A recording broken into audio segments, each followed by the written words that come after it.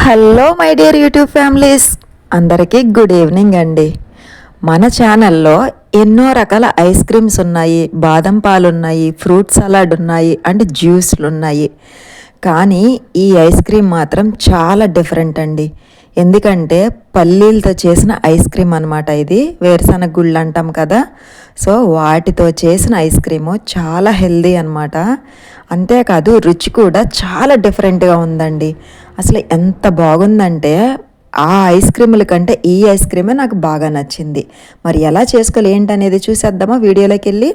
ముందుగా స్టవ్ వెలిగించుకొని 1 కప్పు గుళ్ళు తీసుకొని లో టు మీడియంలో చక్కగా ఇదిగోండి ఇలాగా వేయించుకోవాలి. ఇలా వేగినటువంటి పల్లీలు చల్లారి పెట్టేయండి ఒక ప్లేట్లో వేసి. చల్లారిన తర్వాత వీటికి ఉన్న తొక్కంతా తీసేసి చక్కగా ఇట్లా రెడీ చేసుకోవాలన్నమాట. అస్సలు తొక్కు ఉండకూడదండి, చాలా నీట్గా రెడీ చేసుకోవాలి. ఈ రెడీ చేసుకున్న పల్లీల్లో 10 జీడిపప్పు వేయాలి. అంటే నేను వేసింది గుళ్ళండి. ఒకవేళ మీ దగ్గర బద్దల కింద ఉంటే కనుక ఒక 20 బద్దలు వేసుకోండి జీడిపప్పు అనేది. అట్లాగే బాదం పప్పు ఒక 10 వేసుకోండి. అట్లాగే పిస్తా పప్పు ఒక 10 వేసుకోండి. నీళ్లు మంచినీళ్ళు బాగా చారులాగా మరిగించి ఆ నీళ్లు తీసుకొచ్చి ఇందులో పొయ్యాలి. మీరు బౌల్లో వేసుకున్నా లేదంటే గిన్నెలో వేసుకున్నా కూడా ఈ పల్లీలు అనేది మునిగే అంతవరకు వేయండి. అప్పుడే ఇవి బాగా నానతాయి అన్నమాట.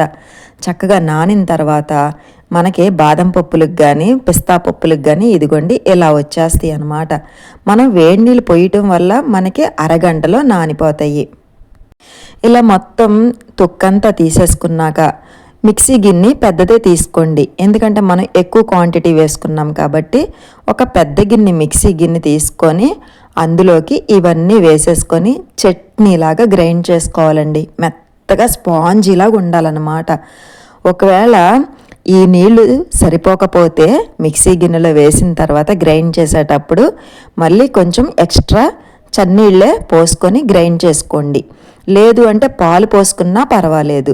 అంటే మనం గ్రైండ్ చేసుకున్నవి ఆ నీళ్లు సరిపోవు, కంపల్సరిగా నీళ్లు కానీ పాలు కానీ వేసుకోవచ్చు అనమాట. ఇదిగోండి ఎంత మెత్తగా చేసుకోవాలన్నమాట. చాలా స్పాంజీలా ఉండాలి. అప్పుడే మనకి తినేటప్పుడు పల్లీలు కానీ జీడిపప్పు కానీ నోటికి తగలకుండా ఉంటాయి అన్నమాట రదన కింద. ఇప్పుడు స్టవ్ వెలిగించుకొని 1 లీటర్ పాలు పోసుకోండి. లేదు అంటే కనుక పాలు పోసిన తర్వాత 1 గరిటెన్నర పాలు గిన్నెలోకి తీసేసాక స్టవ్ వెలిగించుకోండి. ఎందుకంటే ఇందులో మనం కస్టర్డ్ పౌడర్ కలపాలన్నమాట. కస్టర్డ్ పౌడర్ కలిపేటప్పుడు పాలు అనేది అస్సలు వేడిగా ఉండకూడదండి. మీరు పాలు తీసుకున్న తర్వాత అయినా స్టవ్ వెలిగించుకోవచ్చు, లేదంటే స్టవ్ వెలిగించిన వెంటనే పాలు తీసేయండి. మనం 1 స్పూను కస్టర్డ్ పౌడర్ వేసుకొని చక్కగా ఉండలు లేకోకుండా కలిపి పక్కన పెట్టేసుకోండి. ఇదిగోండి మనకి పాలు మరగటం అయితే స్టార్ట్ అయింది. ఈ పాలు సగం మరిగిన తర్వాత అప్పుడు మనం కలుపుకున్నటువంటి కస్టర్డ్ పౌడర్ మిల్క్ని ఇందులో వేసేసుకోవాలన్నమాట. వేసుకునేటప్పుడు కూడా ఒక చేత్తో తిప్పుతూ ఒక చేత్తో కలుపుకోండి. లేదంటే కనుక వేసిన వెంటనే కూడా కలిపేసుకోండి. ఎందుకంటే కస్టర్డ్ పౌడర్ మిల్క్ ఊరికే గడ్డ కట్టేస్తుంది అనమాట. అవి వేసిన తర్వాత 5 నిమిషాలు మరిగించాక అప్పుడు మనం గ్రైండ్ చేసుకున్నటువంటి ఈ పల్లీ పేస్ట్ని ఇందులో వేసేసుకోవాలి. ఇది వేసుకున్నాక కూడా చక్కగా బాగా గడ్డలు లేకుండా తిప్పుకోవాలండి. ఇదిగోండి ఈ రకంగా మనకి తిక్కు రావాలన్నమాట. ఇలా తిక్కుగా వచ్చిన తర్వాత మనం కప్పు పంచదార అయితే వేసుకోవాలి. అంటే వెయిట్ ప్రకారం చూస్తే 220 గ్రాములు పంచదార వేసానండి నేను. పంచదార వేసాక 10 నిమిషాలు మగ్గించాలి, అంటే ఉడికించాలన్నమాట. ఎందుకంటే పంచదార అంతా మరిగిపోవాలి. అట్లాగే పంచదార వేసాక మనకి పల్చగా వచ్చిద్ది కాబట్టి అదంతా మరిగిపోవాలి. ఆ తర్వాత తీసుకొని ఇదిగోండి ఇలా బాగా చల్లారిన తర్వాత అప్పుడు మిక్సీ గిన్నెలో వేసుకొని చక్కగా గ్రైండ్ చేసుకోవాలన్నమాట. ఎక్కడా కూడా గడ్డలు అనేది వండుకోకుండా స్మూత్గా గ్రైండ్ చేసుకోండి. ఇదిగోండి ఇలా మనకి జ్యూస్ లాగా రెడీ అవ్వాలన్నమాట. ఇలా వచ్చిన దాన్ని ఇంకా మనం డీప్లో పెట్టుకోవడానికి మీ దగ్గర ఏది అనుకూలంగా ఉంటే అది తీసుకొని అందులో ఈ మిల్క్ అనేది ఐస్ క్రీమ్ మిల్క్ అనేది వేసేసుకొని క్లింగ్ ర్యాప్ అనేది క్లోజ్ చేయండి. క్లింగ్ ర్యాప్తో క్లోజ్ చేయడం వల్ల ఏంటంటే డీప్లో పెట్టినప్పుడు ఐస్ గడ్డలు అనేవి దీని మీద ఫామ్ అవ్వకుండా ఉంటాయి. అట్లాగే ఐస్ క్రీమ్ కూడా స్మూత్గా వస్తుందండి. అంటే కరకరలాడుకోకుండా, చాలామందికి ఐస్ క్రీమ్ చేసేటప్పుడు కరకరలాడుతుంది అంటారు తినేటప్పుడు. సో అలా రాకోకుండా ఉండాలంటే క్లింగ్ ర్యాప్ పెట్టుకోండి. ఇది పెట్టుకోవటం వల్ల మనకి ఐస్ అనేది ఎక్కడ కూడా ఐస్ క్రీమ్ మీద పడుకోకుండా ఇది అడ్డుకుంటుందన్నమాట.